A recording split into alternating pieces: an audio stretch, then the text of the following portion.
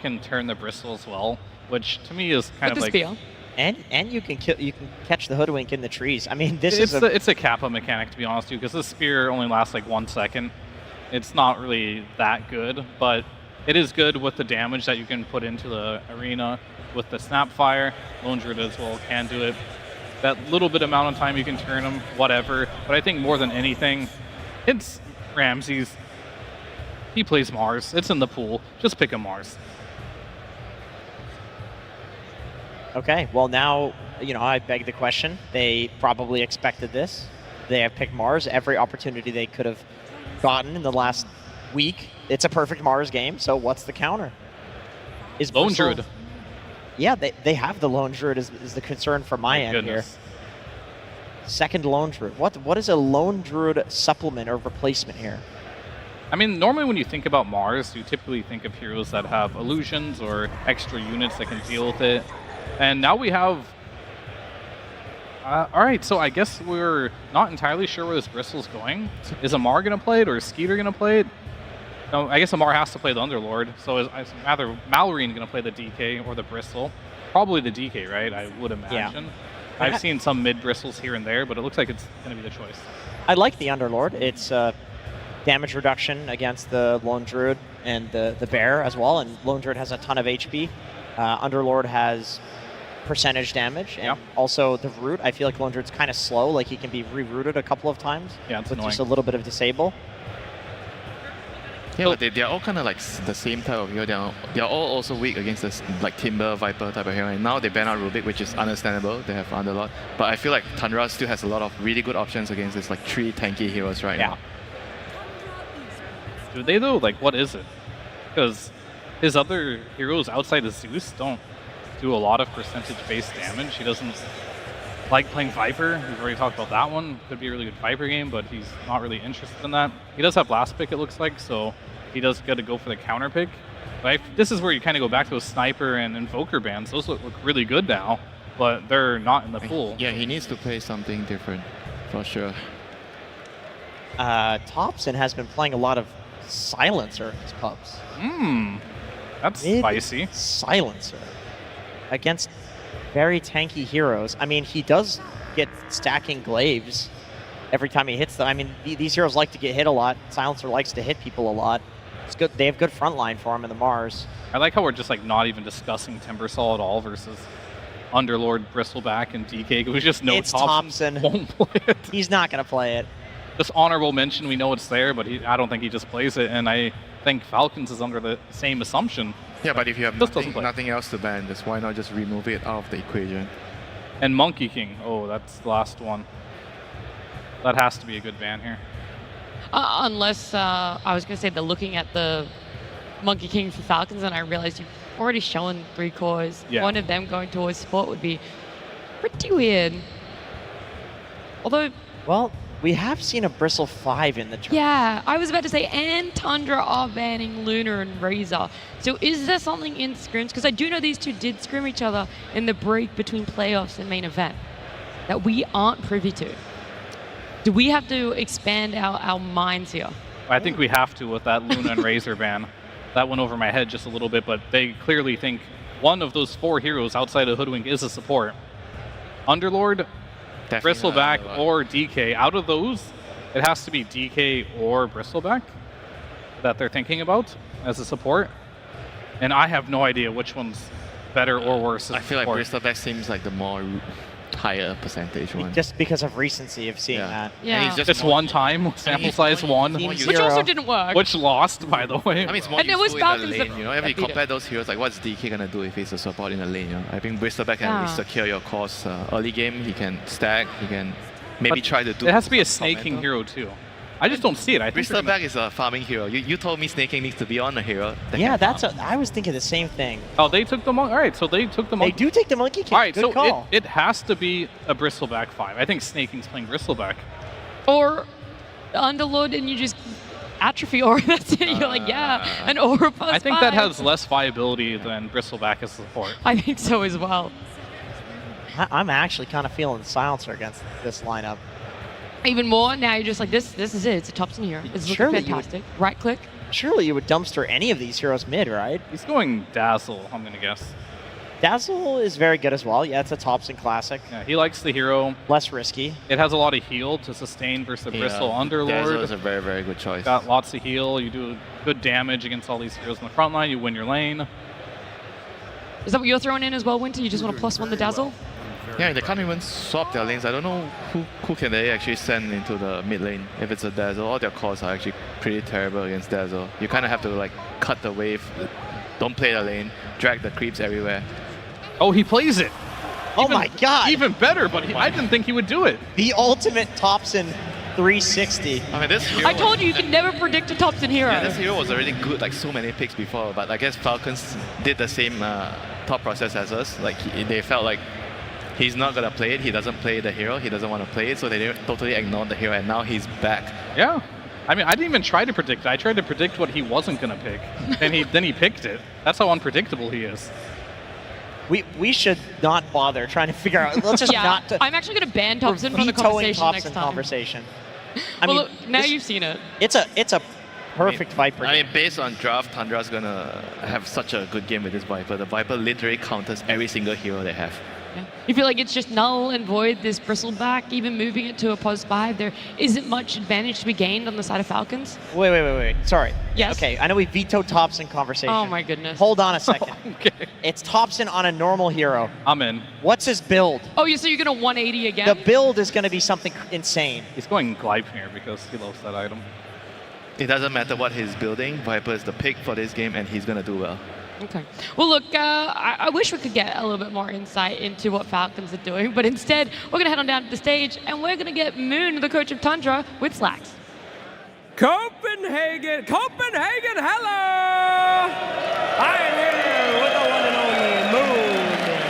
Good to see you yet again, my friend. Quite an interesting draft, quite a puck-destroying draft. I believe that is a +5 Bristle. I believe that is a mid-Viper yet again. Can you tell me about this? Are you guys just looking to destroy pubs for the rest of the year, or what's up?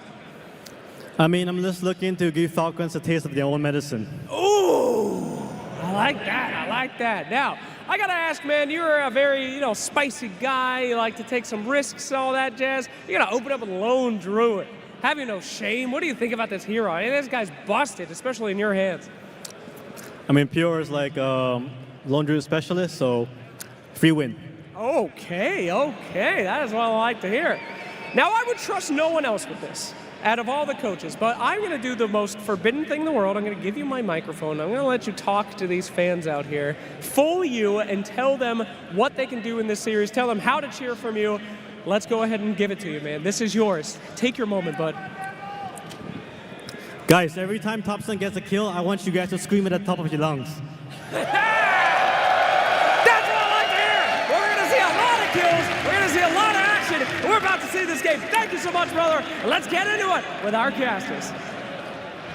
Thank you so much, Slacks and Royal Arena. Feeling mighty rowdy tonight. You all ready for the final series of the night? Now, Royal Arena, I do have to ask a couple more questions here as we're getting ready to pop into this one. Do you think these teams have what it takes to go to the full 3-game series?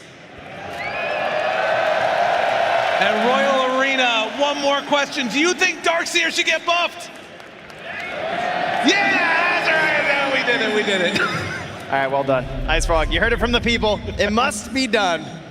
Lyrical doing his own savage agenda here. Listen, on I the gotta main do stage. whatever I possibly can as we get ready to go into this, the final series of the night. I can't wait. It's wild because you think about it, Thompson, the king of crazy heroes, he ends up picking the Viper last, the most normal one possible, and in the meantime, it's a great game for it. There's so many different heroes that just get wrecked by this one. Yes, there was an old discussion of if you just pick too many heroes to be doomed, then Doom can't be good. I feel like they've done the same thing here, right? Like that all of these passives are just so important that he can only break one of us now with the way Viper's been changed. Absolutely. That's going to be, I mean, if I remember right, that wasn't a great strategy. No, I really don't like that strategy, and yet we talked about it all the time for years.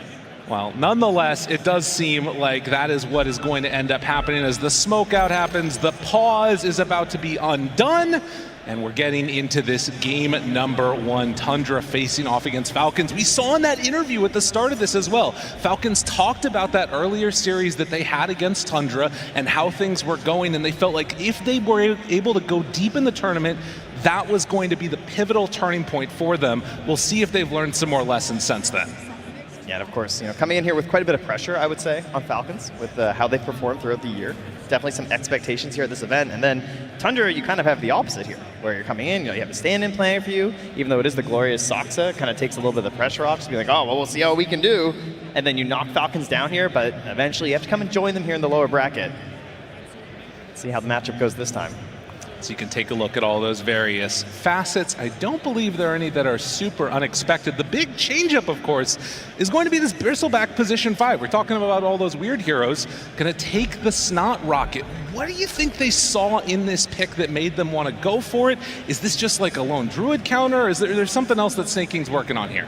It's interesting because you would hope that the idea is that you pick the bristle early and they're sort of forced to address it, right? Yeah. And then like have to do something in their draft and then to be like, now you can't play core bristle. But you kind of look at it and you're like, well, I mean, I guess they kind of can't, right? Especially with the Viper coming up. But then the Viper's still so good against the other cores that, to me, it doesn't really feel like this support bristle has like fooled anybody. Like Right. I don't think you've really messed up their draft all that bad here. No, they must just think that it's actually that good, which I'm curious to see how it works. And again, for anybody that's not been playing all that much Bristleback or taking the facet for a long time, people were saying that this was like actually the bad one to take for a while. But on a support, it feels like it makes more sense. It's pure encouraging everybody to have a little fun out there. Of course. He's having fun. He's playing the Lone Druid again. Both of these teams well known for their all chat, having a good time here. So they're just going to pause it up here so they can really enjoy the moment here on the stage. Absolutely. They are ready to go at a moment's notice once all the mic issues have been sorted out, which it does look like they are fixing those right about now and getting ready to get underway yet again as game number 1, again, for top 3, trying to secure this one. TI 11 winners is what he says. I mean, this is really just the all chat heaven. Well, they got lots of time for it. Now they have to focus back on the game here, as we are still just before the Bounty Runes, in case you forgot. I know, short attention spans. It happens to the best of us. And out across the map, they will go. Amar playing on his Underlord has not always looked the greatest in the earlier series as Whitemon gets chased. Oh, Soxa keeping that Enchantress alive with the Scatterblast shot.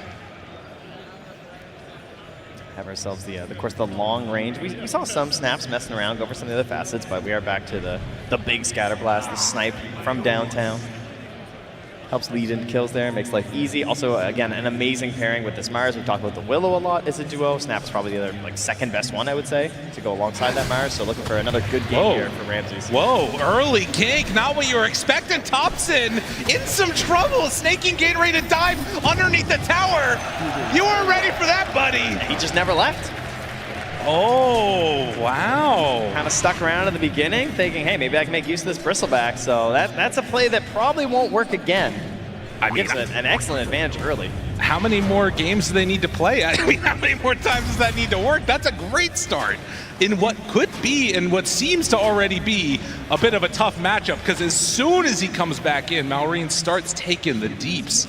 6 stacks there and drops down to 80 HP. That's scary. Yeah, you heard the panel talking about Thompson could go for this Dazzle and of course ends up with the Viper, but it's all the same idea here, is that there's not really a good laning solution here for Falcons. That's why you're going to see that play from the Bristleback, but even with that kill happening, you're still going to have a very hard time doing much in this lane. We're going to see a lot of creep pulling shenanigans here for sure.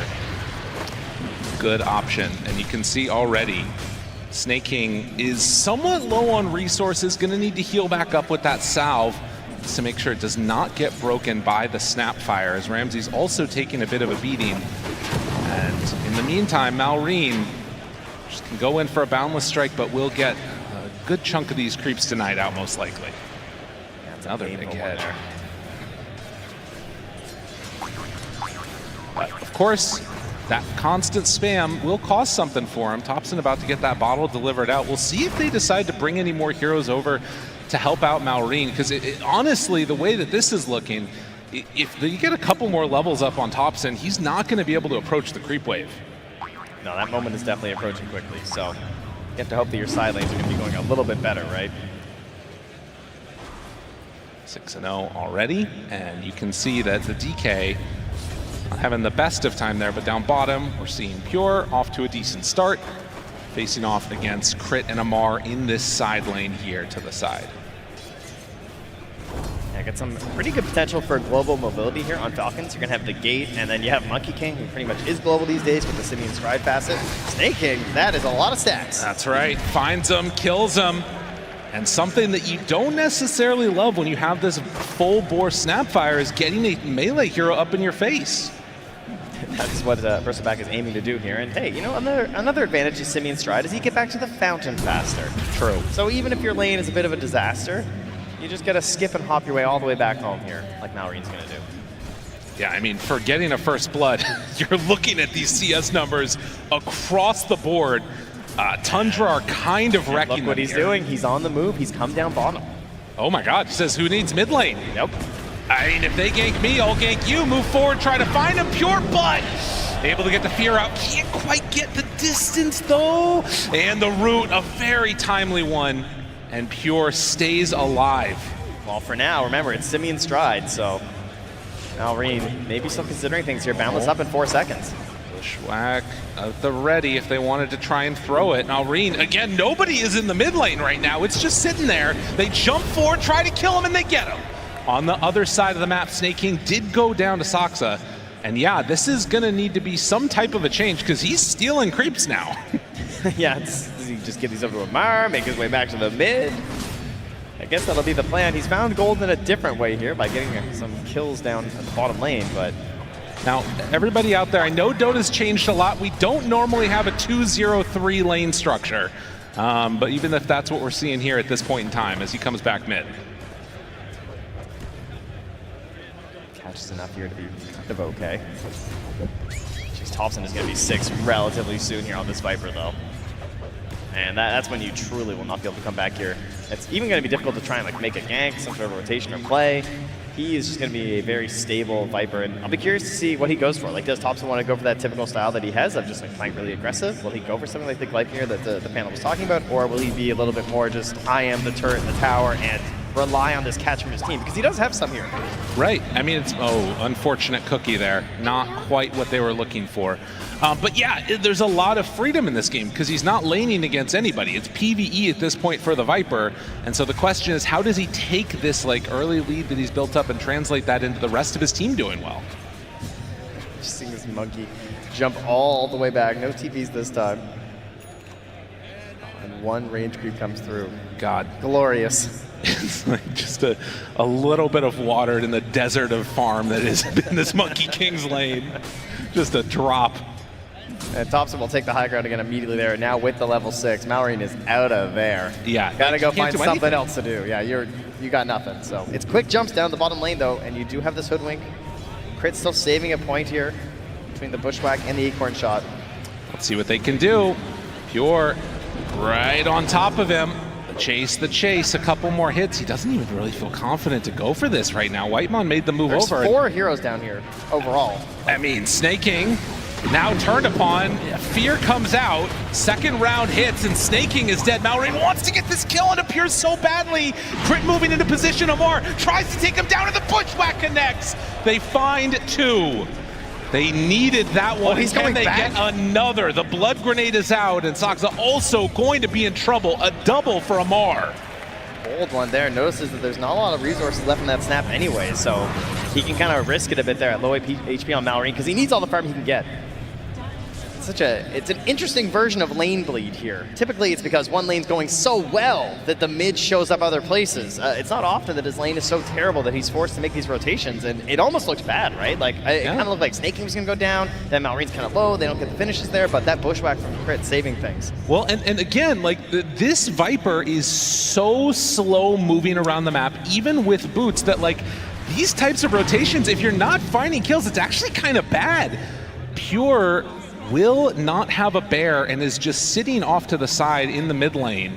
will need to back out. Can Thompson find anybody to connect onto? Okay, they have him for the moment. Good damage out, the stun. Skitter in trouble. The Mud Golems will break a TV, so they will manage to find a kill. Thompson makes the move. Yes, okay, there we go.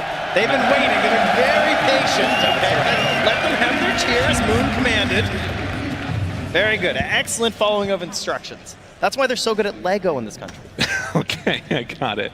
It makes a lot of sense. As Thompson looking for another one now. If he steps forward and manages to start right-clicking you, you are going to die in this game. The strongest hero by a pretty wide margin. With that said, Amar, with those couple of kills and being involved in it, has actually went to the top of the net worth chart. Yeah, hoping to sort of match these plays, right? If you're going to be going around, following around this Viper, you're going to be there with the gate eventually. Still holding the point right now, if they can find a moment. And he wants to get the Atos too. I love Underlord Atos. Yeah. It's like one of my favorites. You know, actually able to start fights, help your team out a little bit here. Nothing sadder than an Aura bot Underlord who just can't help like get that one little bit of the fight started. We'll see if he commits for it. Seems like it could be a pretty nice answer for them. And obviously a good way, you know, off the back of a stun coming from DK to set up for anywhere around the map. As Pure, they're actually going to drop the gate. Crit thinking about going through that one. Amar comes through. Crit does go down. Now Pure in trouble. Pure will fall, but they get the break onto the DK. DK starting to fall as Amar wants to get out through the gate, will manage to, but instead it's right there to the side. Oh. And Ramses was very ready. Now Rain tries to come in to maybe find something else, but he's just going to be cleaning up some farm. Well, they're hurting Pure. He has not had a good game. The unfortunate part of this is that the rest of Tundra is doing quite well. Wait a minute. They bring down that big Underlord here, but it's Ramses. And now he in a little bit of trouble too. Malrine will get caught by that spear. Snake King looking for the slowdown crit.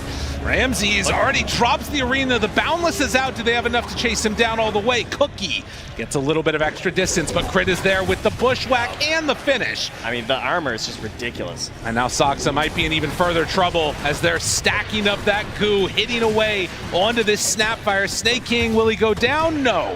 Like, Crit's got the Blightstone too, right? And so they're tagging up onto that Mars, and then just even the earlier points in the Acorn shot is so much damage because of the tree bounce faster. This has been a very bizarre game. We've got 15 kills in just under 10 minutes. And it doesn't really feel like it's going to slow down. It's this battle of, you know, the moving turret of the Viper versus this, like, continual blast coming from the Monkey King all over the map, setting things up. Pretty unique game.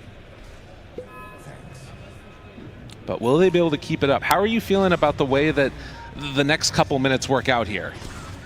I think a lot of it depends on the itemization. And so going through that, like, we see that Amar did indeed bail off of the Atos. He's thinking about the mech instead right now. He's already purchased some parts for it, so he seems to have committed. I think part of it is that, like, there's not someone super slippery that you necessarily need the Atos for, and Scooter's going for the Blink first. So knowing that that's going to be available in the DK, you don't want to, like, double down too much on this early initiation. So instead, he's really convinced that Malrine is going to hit these Boundlesses, right? He's going to start them off. That's going to get them into the bushwhack, and then he can just sort of roll his way in or TP his way in on the Underlord, and hopefully that's going to start a good fight for them. He feels like they don't need the Atos. So that's how it works for Falcons. And then, of course, on the side of Tundra, we're just playing Viper, right? He's holding this haste rune right now. They can just stand behind him, feel comfortable, and just push this tower with the catapult. Getting good usage, at least for now, out of this gate means that Ramses will be an easy target. That does immediately mean that there's also going to be a rotation towards mid as Tundra secure the tier 1 tower there. Yeah, they all hop through the gate down to the bottom. Are they going to try and pressure there too? It's very low in the tower, so there is some good wards there, as you can see. But it's just going to result in Pure retreating back to the jungle as he finishes up his Maelstrom. Crit tanking a Viper Strike. As a haste rune, this is a big moment for Thompson. He doesn't have Viper Strike, though, used in the mid, could still drop a lot out on them. Malrine, recognizing the danger, is going to back away. Amar drops the pit and runs right into Pure. This is pretty much nowhere left to go. So they'll find Amar, misses on the spear. Mech tries to buy a little bit of extra time, but in the end, it will be enough to take down that Underlord. Yeah, they weren't able to chase down Snake King since they didn't have the Viper Strike, but they get a much more important kill there onto Amar. So Tundra keeping things pretty even here. 10-7, gold, very much equal at the moment. Amar still the big one on top, but he's not really the person who gets to decide a whole lot in this game. He doesn't have the full freedom to just like walk and guarantee that something's going to occur for his team. He does need that little bit of help from his DK and his Monkey. And they're just finishing up these first items. A little bit of... Mostly Skeeter's finishing up his first item. He has a blink because Malrine has gone triple Wraithband. Yeah. He wants to be involved and active, and he knows that he can't wait for these bigger items.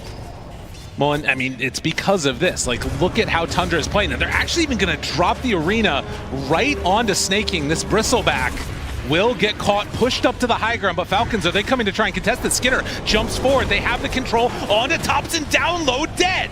Now looking for more. They had the pit and the kisses coming out. Wukong's command used, but no extra ability to control. The spear is there. And it looks like the trade is going to be the Bristle for the Viper and maybe finding more. Skinner there, crit with the follow-up. Jump for a great boundless strike. And Pure's Bear is just running off to get killed. That's another hero if they can get it. Oh, and they bring it. Oh! Only the roots.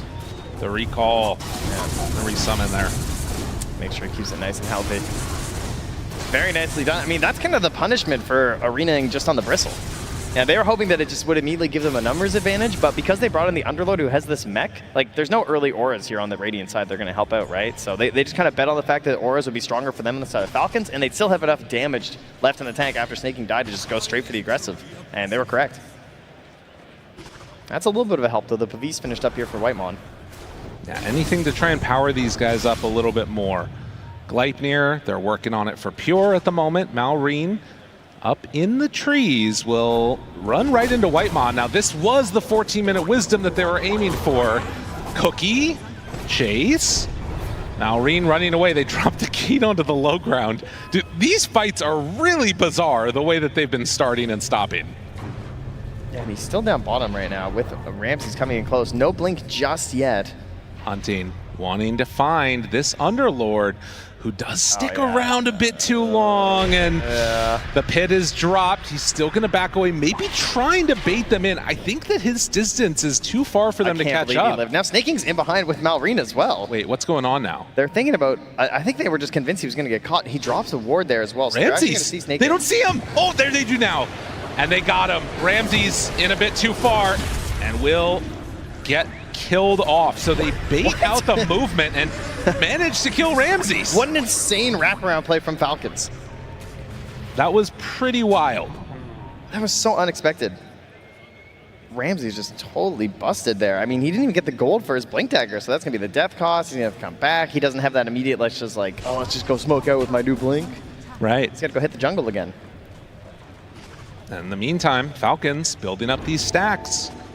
So a triple of Ancients, double on the hard camp, and a stun is used onto Thompson. Not many places to go, and if you're found, well, you're going to be killed. Malrine takes him down again. Who needs a laning stage, honestly? And he's slowly catching back up now, 1,000 gold behind. It's just this single target focus they have there, right? Big physical damage onto this Viper. Force Staff will do a lot to help him, but that's a pricey recipe that he's still quite a ways away from. Right. Well, and again, you know, you look at these heroes, there's good net worth on Pure, good net worth on Thompson, but it does sort of have this feeling where they're getting outmaneuvered around the map. Double wards placed down by Whitemon as Crit and Malrine head through that direction. This Mars Blink Dagger feels like it's going to be something that maybe can turn the tides a bit more into their favor. Yeah, been waiting a while, and then additional control coming out from the Gleipnir done on Pure. Well played, hits the full bore, and Malrine just caught. Off to the side, Soxa making the move that they needed. Support's getting together for it.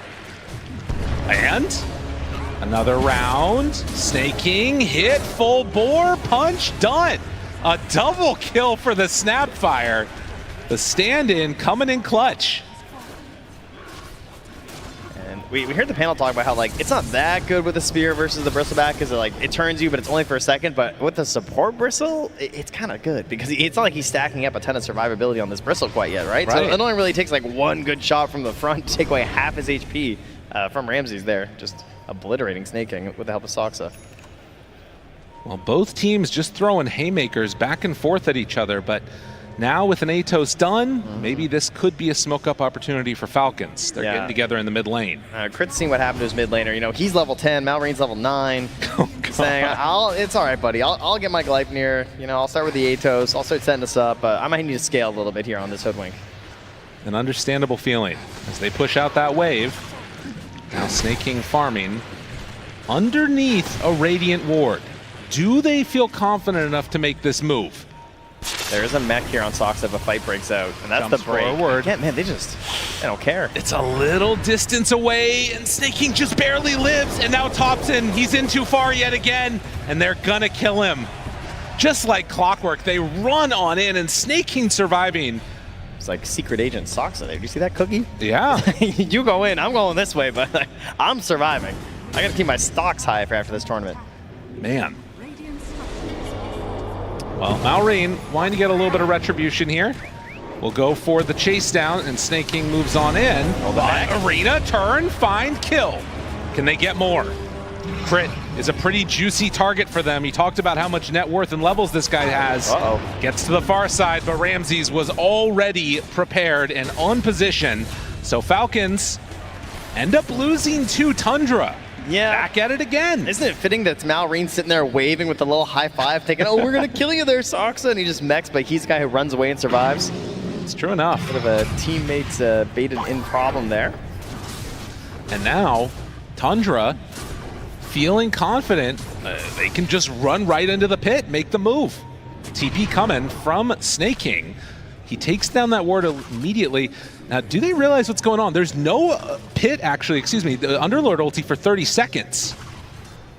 But Amar starts to make the move over. Roche getting somewhat lower. They're in this area, and already they've backed away on the side of Tundra. Yeah, they just decided to retreat way out there, feeling like they really want to make sure they have this arena here. Whitemon will get caught, but it's an edge. Boundless, a lot of heals come through. It's an edge.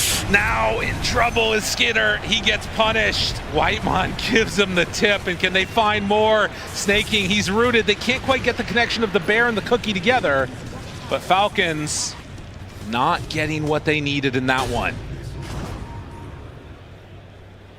Again, an absolute slobber knocker of a match so far, 20 minutes in. It's just been back and forth, Trent. Yeah, I like that positioning from Tundra too. Just recognizing like, hey, we don't want to fight like quite yet. Let's back away, see what they do. They overextend a little bit. You get the punish because both teams kind of playing the same in this, you know, who gets jumped essence, right? Trying to blow up this edge with the overprotective wisps can be very hard. Trying to blow up the bristleback could cause you some problems as well, thanks to the goose shooting out all over your allies.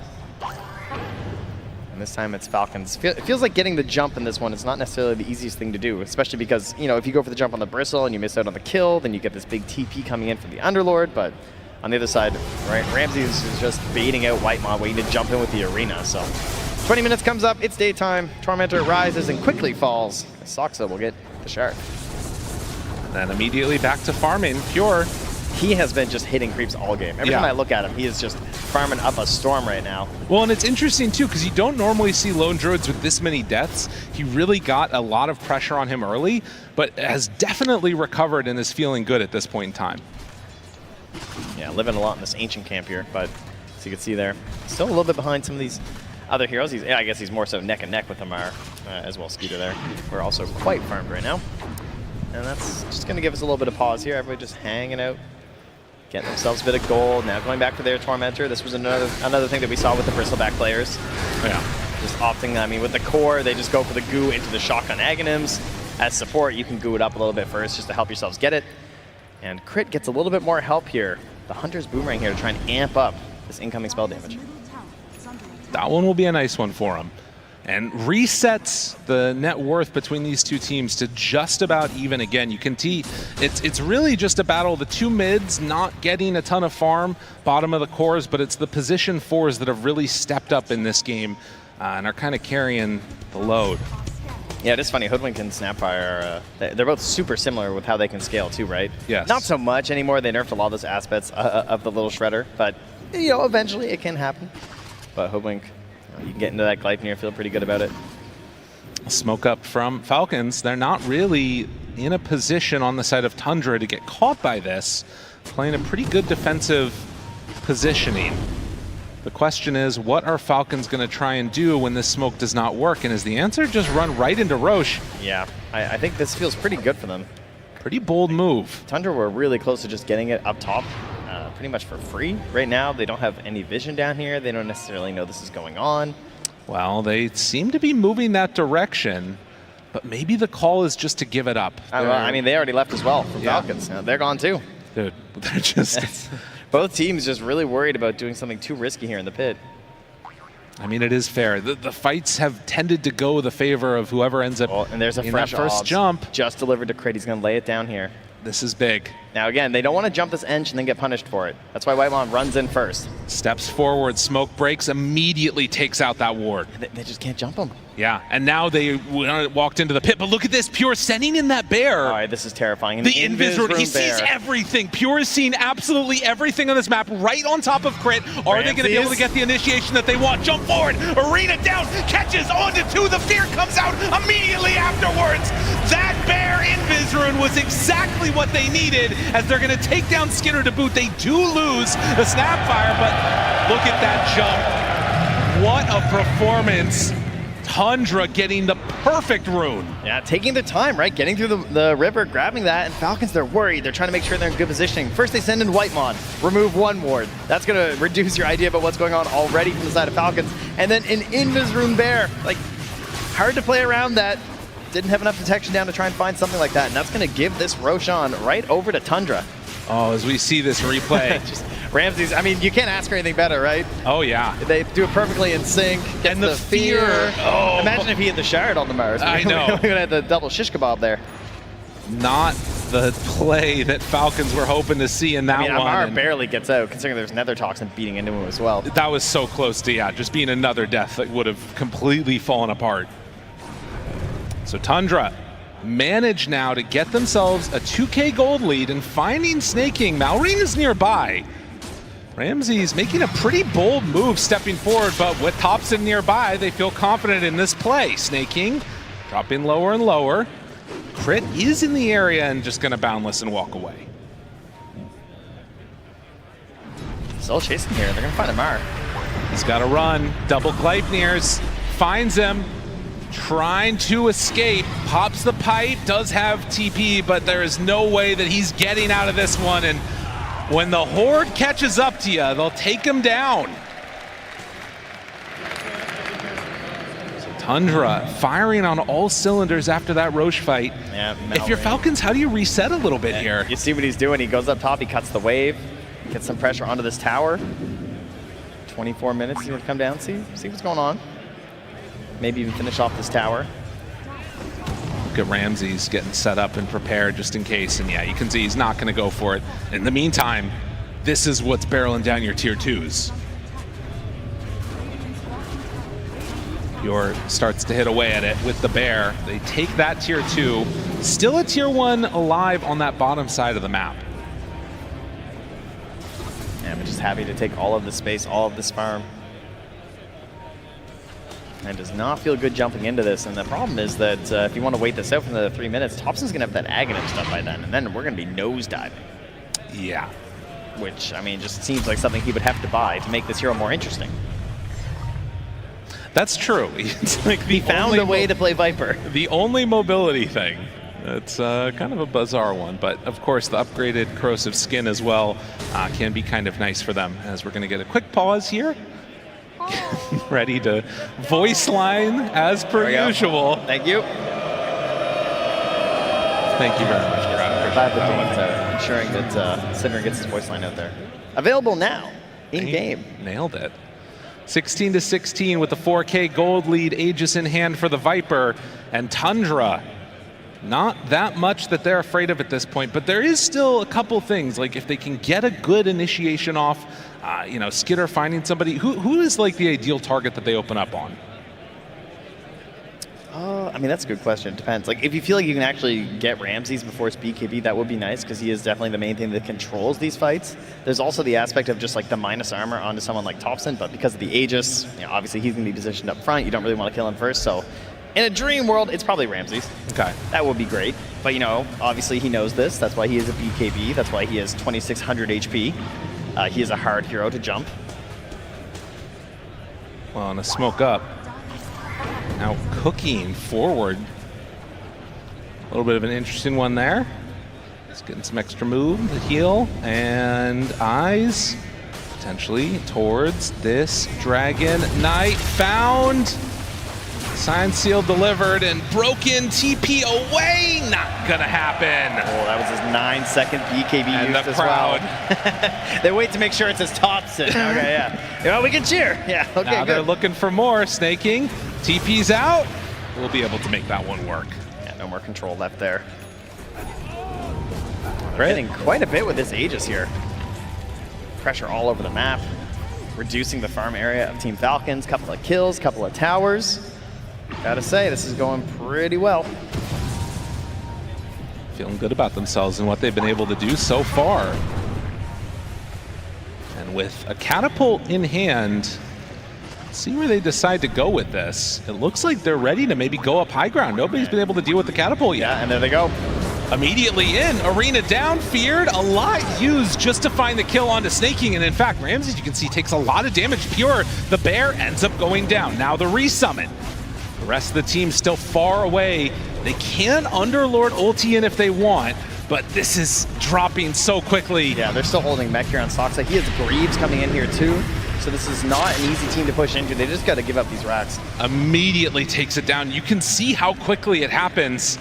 They come in, Tundra, take the full set of racks, and we'll see if they decide to stick around for more. Still a minute left on this Aegis. I mean, it's exactly when you wanted to go high ground, right? Because you have the Aegis on one of your heroes, and then you have Pure at level 18 on the Bear. So he's got the Gleipnir, he's got the Disperser, and he's got the last points there into the Bear Necessity. So you get an 80% stat bonus on these items. It's a lot. And he's also got a Pupil's Gift, so perfect. I mean, he does a ton of damage. Yeah, it's pretty nasty. So again, another situation where we've seen the early push-oriented lineup. I don't think we had thought that it was going to happen in this fashion, but Tundra now hold a pretty significant lead here in this game. Yeah, and they're holding that middle of the map. They're going to get themselves another rune. Going in for it. And it's what won them the last big fight. What more can they do? Nosedive at the ready. But maybe just going to try and secure the rest of those bottom towers there. Could be an easy pathway for them, as it is going to be reclaimed. And yeah, for Falcons, going to need to find ways to pick people off. And again, you do have like good avenues to do this. If Tundra ever end up splitting up at all, Malrine finds somebody, Underlord ulti in, it should be a relatively easy kill. Yeah, they also have pretty good ways to just split push there. As you can see, the hero damage has been largely carried by Crit there, 13.7k. Have to do something there on that Hoodwink. Spamming all over everybody, and that's going to be the Gleipnir. So they don't really want to fight you. They want to fight you at the Roche, right? Try and contest for the Aegis maybe, if it's still possible at that point. But for the most part, I'm thinking Falcons want to delay things out here as much as they can, because you're going to see Tundra move as a ball a lot of the time here. So if you can split up, push a lot of these side lanes out, maybe try and reduce the XP advantage a bit because they're grouping up, that's really the best thing you can hope for. But again, Tundra recognize that we are super strong right now, so they just want to push together. They do have a lot of big items that are queued up, and a decent amount of gold being floated too. So this 9k gold lead, maybe not a full indication of all of the build-up, but lead that they've got. A huge hit opens up and Thompson forced all the way away. That said, they were able to burn through that official bear. Ramsey's popped the BKB, jumps forward, wants to take down Skinner. Is it enough damage, though? It doesn't look like it. He's surviving through that. They miss on the bushwhack, but now Thompson, he runs forward. They need to take down this Viper. It's not gonna happen. Viper stands tall and they jump in, find him, he gets out, just barely, as he is burning down in the fountain, but Tundra hit pretty hard. They were all in on that kill on Thompson. Right? Aegis was gone. This was their moment. They'd waited long enough for this and not able to get the final kill there. The mech comes out, the heals are there. He's able to back away and then come right back from that high ground after surviving to dish out the big damage, get the break onto the DK. They did hold that tier 2 tower though, worth noting. It's one of those that becomes pretty important, I feel like, against the bear.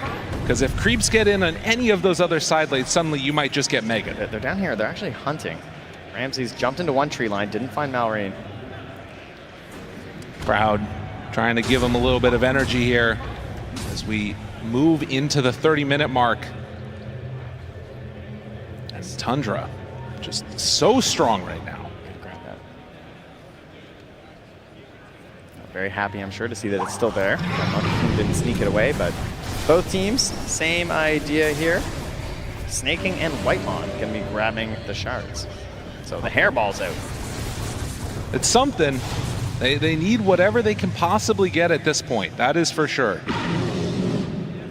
As you can see, the way that the last couple minutes have all looked into the favor of Tundra, it all came off the back of that Invis rune, and then the Roche being able to take it.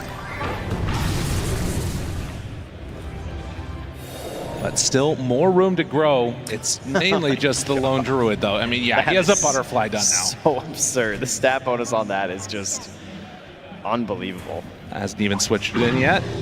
Doesn't even need it. Doesn't even want it. I mean, he's got to run, you know? He doesn't want to reduce his movement speed. That's true. Maybe he just brings it in later. Yeah, he's got to get to the fight first.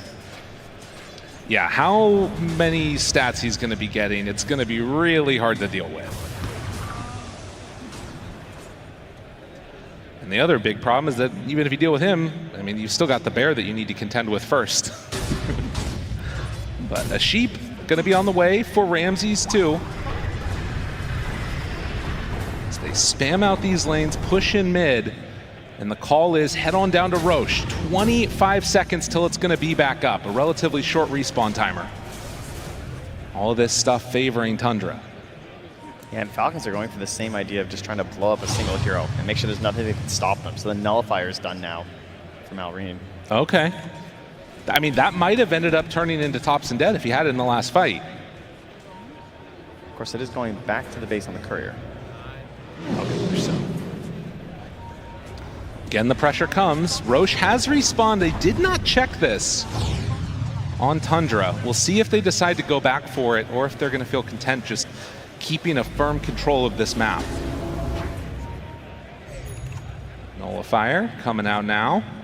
And a Crimson Guard completed too.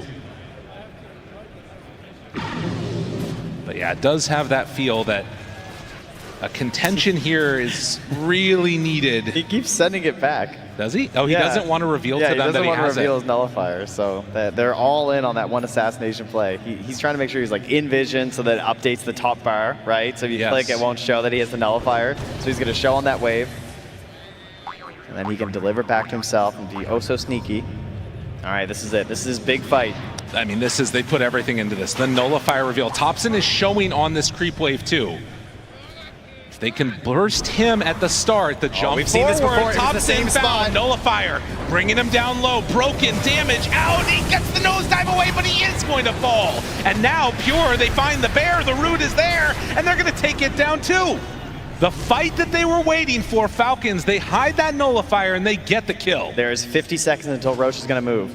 What is the plan here from Falcons? They're running to this pit as fast as they can right now. Do you take control? Do you wait for it to go through? Do you think you can finish it before 35 minutes? Because they're going to smoke up inside of Tundra, and they're coming in right now. This is a big fight if they can do it, and there's no way that they can get here with the Viper, so this is a fight with four. Amar is standing the ground. Look at the positioning, wrapping around on top. They've already used the pit. They got to be careful. Crit, he breaks the smoke. Now they back away. Whitemon off to the side. They find him with the Gleipnir. Ramses, Arena down. That's not what they needed, but still enough damage. They're taking him down. This is 4v5, and they're winning. There's an extra hero. It's the bear. The bear does not care as they jump in from Skinner. BKB out from Ramses. Falcons trying to do what they can, but it's not enough. Even without the TI winner, they do it. Malrine's just going to TP out. He knows there's no hope. Roche going to run up top, but they will follow on Tundra. Trying to take that one down. Looking to secure this game number one. Tundra in a great spot. 2 fights around that bottom Roche pit. I gotta say, again and again, it just feels like the same story of just Whitemon is just going in and giggling at them. Oh, just spronking along, right? And just, it feels like there's nothing he can do. And even though Ramses jumps in with the arena, it doesn't necessarily catch anyone, but it splits the fight. Malrine gets stuck on the bottom side. Crit also gets kind of stuck down here. And that's why Amar is just abandoned here. Speared north, so it doesn't matter if he's in the arena or not.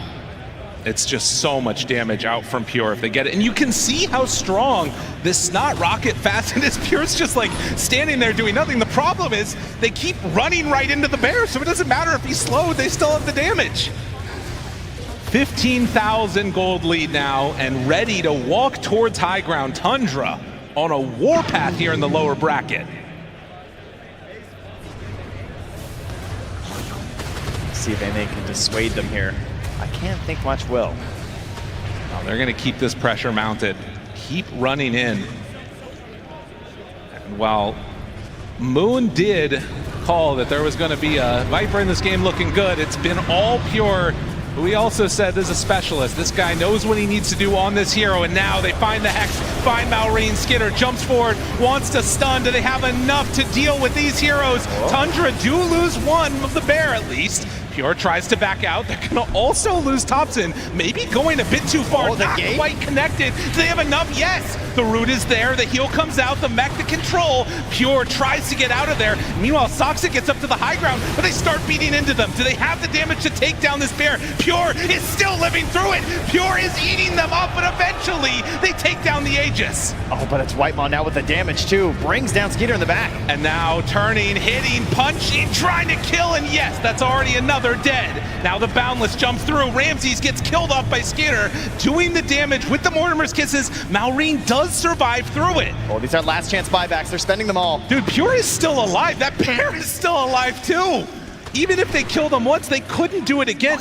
Somehow Falcons are holding this, but Tundra just show how hard it is to kill these heroes. Yeah, in the end, it's going to be kind of even, right? A couple buybacks on both sides here, but some pretty expensive and scary ones, especially Skeeter there on that DK. But look at that XP, 4,854 there.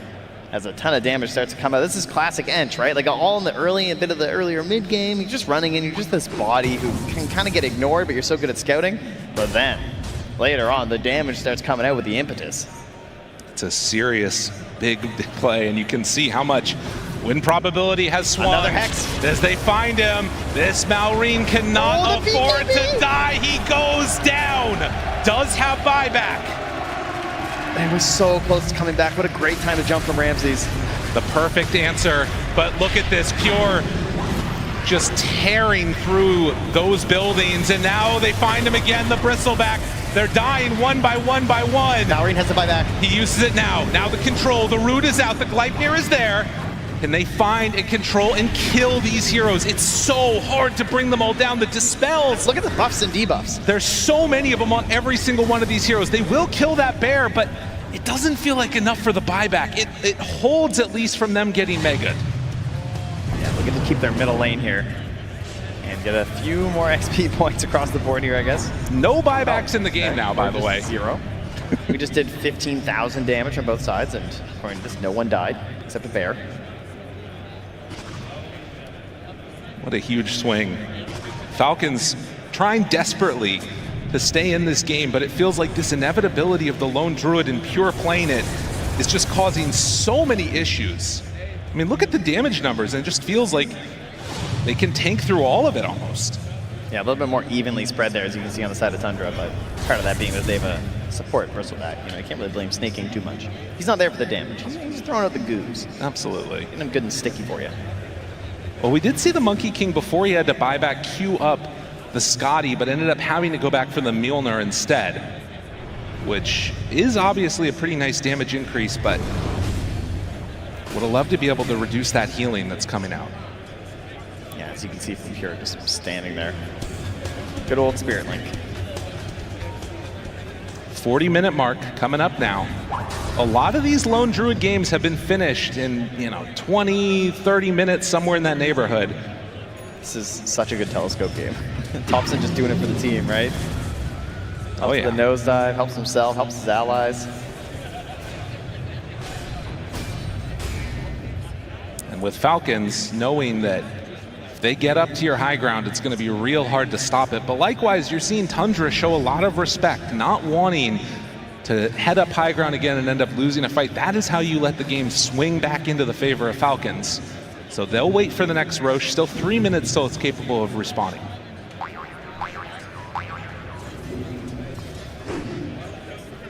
Oh, or they're just going to go. Well, I mean, there is a bit of worry about potential just pick-off, right? And they obviously have that in the heroes inside of Falcons, so I think you've already shown that you have the Blink Hex. Like, you can stay together. You see how strong Pure is. I wouldn't be too worried. You don't have to overcommit, But You know, Falcons, if they could just dangle a hero out here, throw a little chum in the water, maybe they can start a good fight for themselves. Again, the buyback status, it's only Amar that has it right now. So if you pick off one hero, this all falls apart, except for Amar, who is going to show. Could think about a Hurricane play here. Send the bear in. The bear goes forward. They try and deal with it. Rooted. Gets the dispel.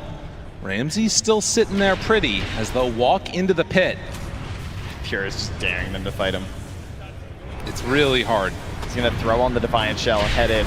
And now they move in. That's the tier 3 tower already. Gun starts hitting, but have they committed too far? It doesn't look like it yet. The nullifier's out. The BKB is there. Ramses. They cookie and they run away the main hero. He is lying in wait here on this Mars for that perfect opportunity. And they might just do it again. I mean, if you're Falcons, you're thinking about having to go up against Mega Crimson. And Ramses jumps. A great arena catches onto 3. Meanwhile, Maureen, though, jumps in with Skidder off to the side. Nobody's died in that arena. But the jump away, tops in with the Hurricane Pike, gets a little bit of separation. Saksa walks forward. That is the Bristle, dropping very low. Goo on everybody. Ramses is dead off to the side.